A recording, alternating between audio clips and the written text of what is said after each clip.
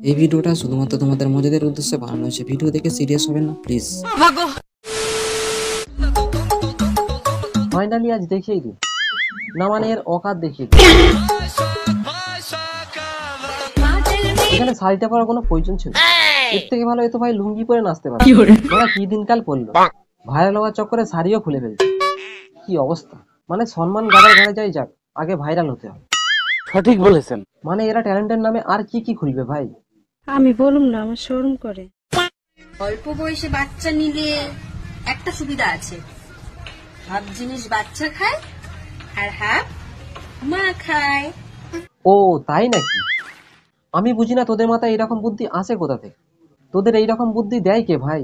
দেখ এখনো সময় আছে, তোরা বয়সের সাথে চলার চেষ্টা কর, বয়সের আগে না। তাহলে কিন্তু ঝরে পড়ে যাবি, তখন আর কিছু করার থাকবে না।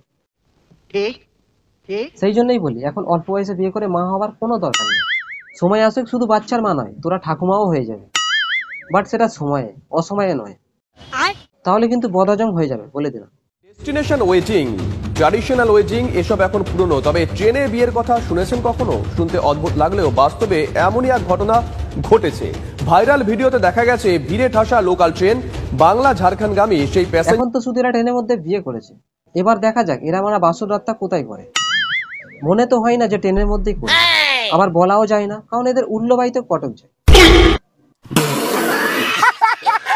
মানুষের যেখানে ভিড়ের চাপে গান ফেটে যাচ্ছে, এরা নাকি সেই ভিড়ের মধ্যে বিয়ে করছে। বাহ, বলছি বিয়ে পর্যন্তই ঠিক আছে, সোহাগ রাতটা ঘরে গিয়ে করিস প্লিজ, ওটাও আবার এখানে করতে যাস না বাবা প্লিজ। মানে এরা কারা ভাই, কোথা থেকে আসে ভাই এরা? যত সব উদ্গান্ডুমাল, হাট।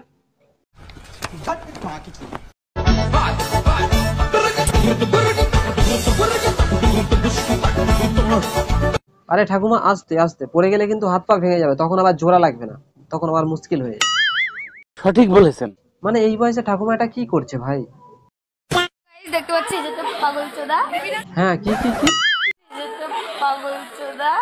হ্যাঁ ও যদি পাগল চোদাই তাহলে তুই কি? নিশ্চয়ই তুই গান্ডু চো। থাক আর বললাম না, লোকে আবার আমাকে খারাপ ভাবে। সঠিক বলেছেন। শালা যত দোষ নন্দ ঘোষ। মানে কি বলবো, যাই হোক। গাইস এই যে একটা মেন্টাল। চলো স্কুলে তো আসে না, গ্যাজেট দিয়ে আসে ফোনে। একদম ডিট করে দিই। আরে এর কি আসে ফোনের অবস্থা গাইস। ইস, থাক থাক, তোরা আর বেশি এগোস না প্লিজ, অনেক হয়েছে। আর কত নিচে নামবি তোরা? পাড়ার ক্লাবও তোদের মতো এত সালা গালাগাল করে না। আমি বুঝতে পারছি না তোরা স্কুলে গিয়ে এত সুন্দর সুন্দর শব্দ শিখলি কিভাবে? আদেও তোরা স্কুলে যাস তো, নাকি না অন্য কোথাও যাস? না মানে নোংরা বলার একটা সীমা আছে, ঠিক কিনা? তোদের বাড়ি থেকে এই জন্য ফোন কিনে দিয়েছিল, এইসব আলবাল ছোলার ডাল ব্লগ বানানোর জন্য? এদের বাড়ির লোক ভাবছে মেয়েকে একটা ভাই ফোন কিনে দিয়েছি, মেয়ে তো ভাই এবার পড়াশোনা করে পুরো পরিবারের মুখ উজ্জ্বল করবে। কিন্তু মেয়ে কি করছে? স্কুলে গিয়ে এইরকম স্যাটা ভাঙা ব্লগ বানিয়ে সমাজের গান ফাটিয়ে। বাহ, একেই বলে মনে হয় এগিয়ে বাংলা। अबे साले तभी मेरा माफ करना, गुस्से में इधर उधर निकल। একই রে, কি বড় পাছা রে ভাই। আর কিছু পারুক আর না পারুক, পাচারা কিন্তু ভাই ঠিকই নাচাতে পারে। কোনো মানে হয় এইভাবে ফোন নাচানোর? কি জানি শালা, এইভাবে ফোন নাচিয়ে এরা নিজেকে কি ভাবে? হাট লেও।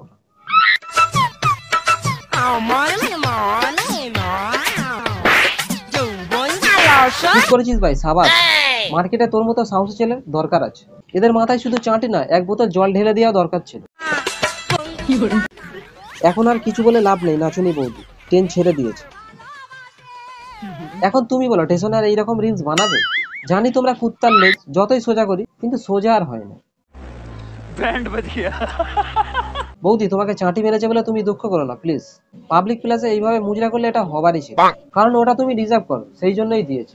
এমনি এমনি চাঁটি দেয় না তোমাকে, তোমার ভাগ্য ভালো ও তোমাকে চাঁটি দিয়েছে। অন্য কেউ হলে তোমাকে ডান্ডা মেরে ঠান্ডা করে দিত।